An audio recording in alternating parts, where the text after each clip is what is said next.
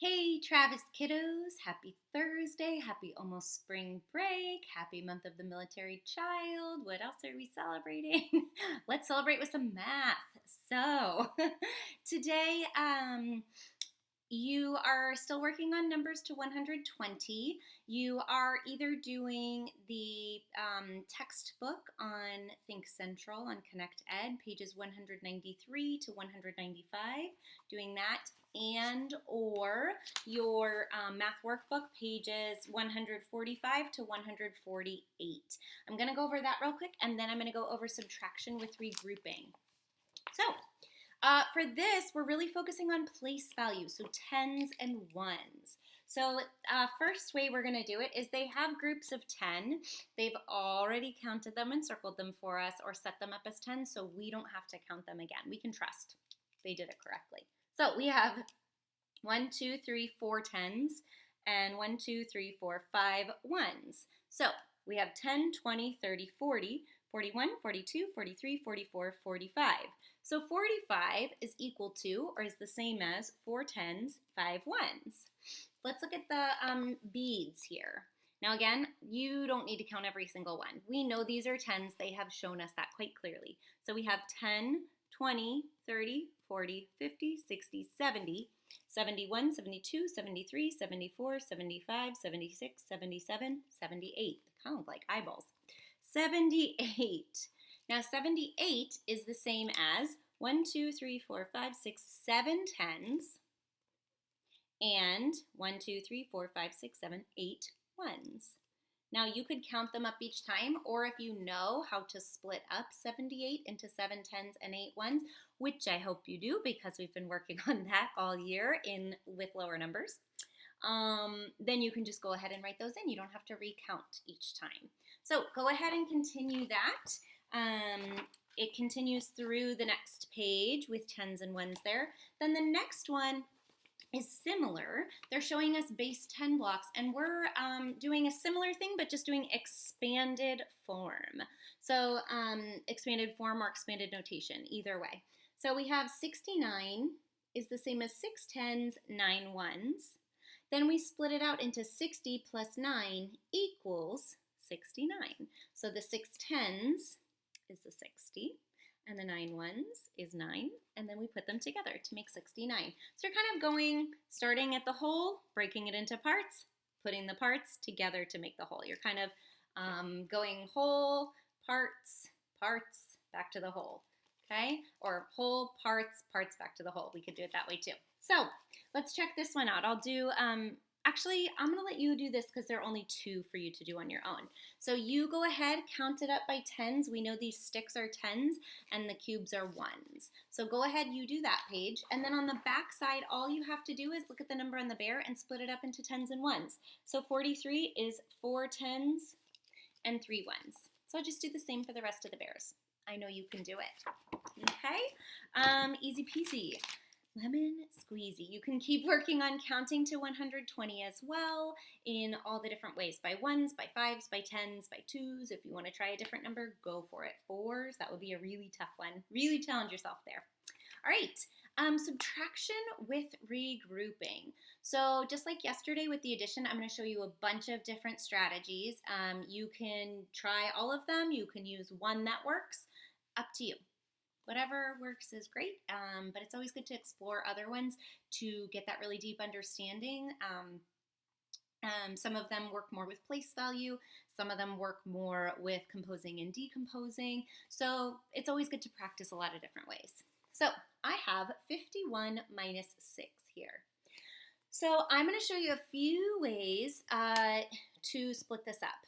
So one way that we haven't really explored too much is if we're going to do number bonds, instead of splitting up my 51, because if I split this up into 50 and 1, it doesn't really help me take away 6. And I can't do 6 minus 1 because we're subtracting left to right, right?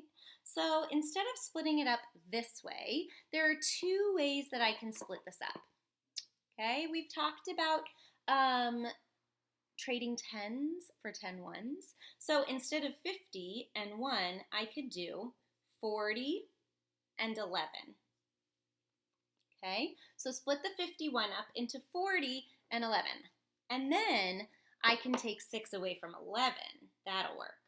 So 11 minus 6 is, so 11, you can count back, you can figure it out however you need to. 11, 10, 9, 8, 7, 6, 5. So 11 minus 6 is 5. You might also recognize this from our fact families of a doubles plus 1 fact. So 5 plus 5 would be 10. 1 more would be 11. So 5 plus 6 would be 11. So 11 minus 6 is 5. And then remember, when we're subtracting, we end up having to add back in because we need to add our 10s with our 1s. Now remember, I don't have 50 anymore though. I have 40 because I used one of those 10s. I broke it down into 10 ones so that I could subtract the 6. So I have 40 plus my 5 equals 45. Because if I left it as 50 or 5 10s, I would end up with 55, and that's more than I even started with. So that wouldn't really make sense. Okay, so that's one way to do it. I'm going to draw another one down here, write another one I should say, because I want to show something that we haven't done as much. And for some of you, it clicks right away, and you think of it even before I show you. So let's try it. So 51 minus 6, like I said, 50 and 1 doesn't really help me subtract the 6. But what if I split up the 6 to help me? So I'm going to try that. So if I split up the 6, I'm going to want to take something away to get to a 10. So I need to get to a 10. I'm going to take away 1. So 6, I'm going to split it up into 1 and 5. If I do 51 minus 1, I get to 50. Now here's where I don't want you to get too confused. This one we had to add the 10s back in. I'm not going to add these 1s back in because I'm still subtracting those 1s. Okay, so if one of these ways makes sense to you or both, great, but be very careful to think about what you are doing. Always good to have objects or draw a picture if you're getting confused with this. So now I have 50, so I've done 51 minus 1. Now I need to take away 5 more because I'm still subtracting this, right? So 50 minus 5, and then I can count back or work on just this 10 minus 5 here, however you need to do it, and then you get to 45. Okay, so that's another strategy you can use, trying to get to a 10 this way instead of getting your 10s here and having enough 1s to subtract. Different ways to look at it. Let's check out some more ways to look at it. If that's confusing for you, it's okay. So let's try with sticks and dots. So let me start with 50. I'll count correctly this time. Yesterday I lost a 10 in there. 1, 2, 3, 4, 5 10s and 1 1. Now, can I take away 6 1s? I cannot. So what do I need to do? I need to trade a 10 for 10 1s. Now be very careful when you're trading a 10 for 10 1s, because if I do this and I put in my dots or squares, however you want to do it, it looks like, oh, I have 10 1s now. But did I actually trade a 10 for 10 1s? I put in 1, 2, 3, 4, 5, 6, 7, 8, 9. And it looks like 10 because I already had a 1 there. So be very, very careful, when you are trading a 10 for 10 1s. Okay, so there, now I have 10 1s that I traded. 11 1s in all. Just like when I split it up into 40 and 11, now I have 4 10s and 11 1s. It's the same thing, just showing it in a picture with sticks and dots. Now I can take away 6 1s. 1, 2, 3, 4, 5, 6. All right, and I'm left with 1, 2, 3, 4, or I could show the number, 4 10s and 5 1s, or show the dots. Okay, same answer, just got there very differently. Okay, drawing a picture. Either way is great. You could do them side by side too to help you out. It really doesn't matter.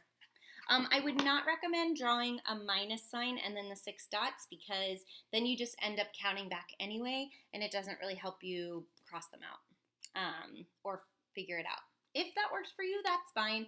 I would tend to get confused and add those on, so find a way that works for you. Okay, let's do vertical subtraction. So I'm leaving some space because I know I'm going to need it. So 51 minus 6. And you could do it with your 10. I'm really going to spread them out now. If you want to do it with your 10s and 1s chart, you can. I'll do those side by side here. Okay, so when we're subtracting, we start with the 1s, not with the 10s. So 1 minus 6. Can I do that? Oh, might as well try 6 minus 1, right? Just go up. Can't do that. 1 minus 6. And I cannot take 6 away from just 1. So what do I need to do? I need to trade a 10 for 10 ones. So instead of 5 10s, you've seen this a couple ways now. Instead of 5 10s, we have 4 10s, and I'm going to squeeze in 10 ones there. So we have 11 ones. I'm going to do the same thing over here, and the reason why I gave myself lots of space is because I knew I would need it to trade a 10 for 10 ones. Now, 11 minus 6, we already did that. We counted back. It is 5. 11 minus 6, same thing. Now, 4 10s minus no 10s is 4 10s. 4 10s minus 0 10s is 4 10s. We're left with the same answer. We got it many different ways. Same answer, same problem, but just using different strategies. Again, use what works for you. Try out different ones if you'd like to, but ultimately whatever makes sense for you is the best one to do. And if you've mastered that one, try another way. All right, I'm going to give you one to work on your own. So we're going to do 57 minus 9.